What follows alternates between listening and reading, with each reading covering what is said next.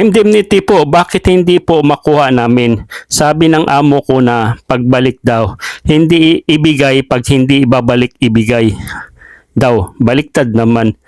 Yes po, mayroong mga ganong indemnity. Okay?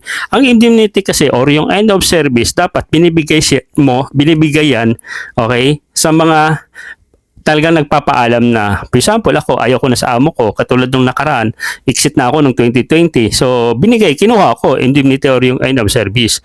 Okay, pero may iba naman ganito, may iba mga kasambahay o kasama nating OFW na magbabakasyon lang, pero kinukuha yung indemnity. Okay, yung ibang amo, hindi talaga nagbibigay kasi pwede sabihin, bakit mo kukunin yung indemnity na hindi ka pa naman tapos yung kontrata?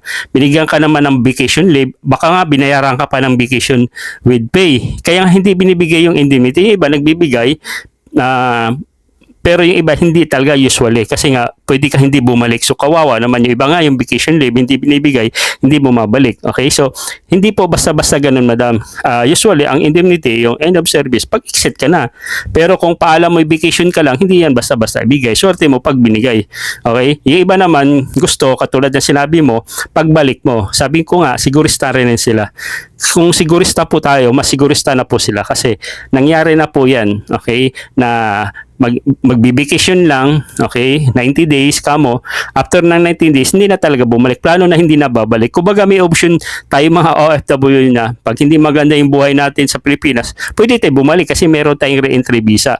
Ang problema lang, pag hindi ka bumalik, meron kang re-entry visa, pwede ka maban sa bansa kung saan ka. Yun lang. Yung iba, ginagawa ng option yan kasi pwede mabago isip. Kasi pag na-exit ka, katulad ng ginawa ko, tapos yun, nahirapan ako bumalik. So, panibagong proseso.